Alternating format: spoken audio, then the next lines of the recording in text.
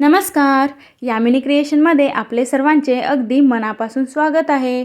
तर आजच्या व्हिडिओमध्ये आपण बघणार आहे जी गोल्डन ट्रेंडिंग साडी चालू आहे त्या साडीवरील लेस कशा प्रकारे चिपकवायची. तर बघा, ही इथे मी साडीचा ब्लाऊज पीस घेतलेला आहे आणि ही अशी या साडीला लेस लावलेली आहे.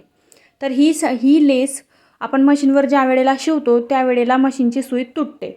तर ती कशा प्रकारे चिपकवायची ते आपण आज बघूया.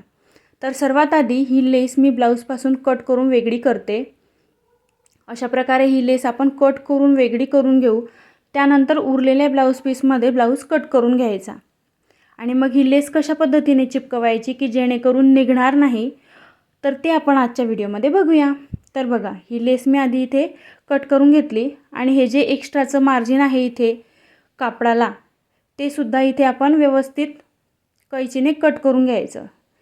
अशा पद्धतीने कट करून घ्यायचं आणि त्याचे जे धागे निघणार आहे ते पण आपल्याला व्यवस्थित फिनिशिंग द्यायचे आहे. ते कसे करायचे ते पण मी तुम्हाला दाखवते. तर आधी मी आता हे जे एक्स्ट्राचे होतं कापड ते कट करून टाकलं, हे बघा. आणि आता हे जे धागे निघत आहे हे पण आता आपण व्यवस्थित फिनिशिंग देऊ त्याला. तर आता बघा, मी त्या कापडातून ही बाही अशा प्रकारे कट करून घेतली. अशा पद्धतीने बाही कट करून घेतली आणि आता ही आपली आहे लेस. तर ह्या लेसला आपल्याला काय करायचं आहे, या लेसचे ना खूप धागे निघतात. तर ते धागे निघू नये म्हणून आपण काय करू, तर हे बघा, इथे हे असे बारीक बारीक धागे निघालेले आहेत. बहुतेक कॅमेऱ्यामध्ये दिसत नसतील ते, पण असे ते दिसत आहेत. खूप बारीक बारीक धागे आहेत. तर याला काय करायचं आहे, मी ही इथे अगरबत्ती लावून घेतलेली आहे आणि या अगरबत्तीने हे जे बारीक बारीक धागे निघालेले आहेत यांना आपल्याला अगदी किनारीने ही अगरबत्ती लावून ते धागे तिथे अगदी व्यवस्थित हे फिनिशिंग देऊन घ्यायचे आहे. अशा प्रकारे पूर्ण लेसला आपल्याला करून घ्यायचं आहे. हीच प्रोसेस तुम्ही आपल्या मेणबत्तीसोबतसुद्धा करू शकतात. मेणबत्ती लावायची आणि त्याच्या किनारीने अगदी किनारीने ही लेस त्याच्या जवळून न्यायची. म्हणजे त्याच्या हीटमुळे ते धागे ॲटोमॅटिकली त्याला तिथे फिनिशिंग येऊन जाते. पण मेणबत्तीने थोडं रिस्की होऊन जातं, म्हणून मी हे अशा प्रकारे अगरबत्तीने इथे तुम्हाला करून दाखवलेले आहे. तर अशा पद्धतीने पूर्ण लेस आपल्याला व्यवस्थित फिनिशिंग करून घ्यायची. ही लेस तुम्ही नेकवर, ब्लाऊजच्या बॅक नेकवर किंवा फ्रंट नेकवर अशीसुद्धा लावू शकता. तर त्यालासुद्धा हीच पद्धत आहे. तर बघा, अशा पद्धतीने आपण पूर्ण लेस ही व्यवस्थित इथे करून घेतली. आता ही कशी लावायची ते आपण बघू. तर सर्वात आधी मी इथे ही बाही घेतलेली आहे आणि बाहीला उलट बाजूकडून अशा पद्धतीने बारीक दुमडून फोल्ड करून घ्यायचा. दोघंही बाह्यांना आधी अशा प्रकारे शिलाई टाकून घ्यायची, म्हणजे त्यावरती आपल्याला लेस चिपकवायला सोपं पडेल, त्याचे धागे निघणार नाही. अशा पद्धतीने दोघंही बाह्यांना व्यवस्थित अशी टिप टाकून घ्यायची.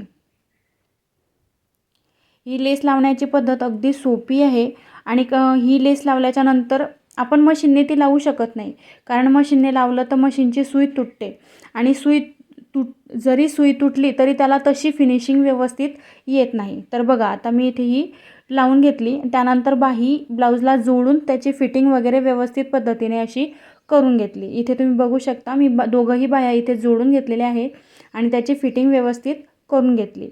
तर त्यानंतर आता ही लेस घ्यायची, याला सेंटरने कट करून घ्यायची, म्हणजे आपल्याला 2 बाह्यांनाही लागणार आहे.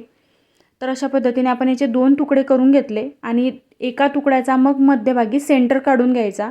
अशा पद्धतीने मी हा सेंटर बाहीचा लेसचा करून घेतला. त्यानंतर बाहीचा सुद्धा आपल्याला त्याच पद्धतीने इथे सेंटर काढून घ्यायचा आहे, म्हणजे लेस अगदी बरोबर सेंटरला लागेल, इकडे तिकडे कमी जास्त होणार नाही. बघा, आता मी इथे बाहीचा पण आणि लेसचा पण दोघंही वस्तूंचा इथे सेंटर करून घेतला. त्यानंतर चिपकवताना ती वरची बाजू खाली चिटकू नये यासाठी त्यामध्ये मी पेपरची घडी ठेवून घेतली. आणि आता याचा सेंटर आणि याचा सेंटर हा दोघंही आपल्याला मॅच करून लावायचा आहे. आणि लावण्यासाठी मी इथे घेतलेला आहे हा B1000 ग्लू.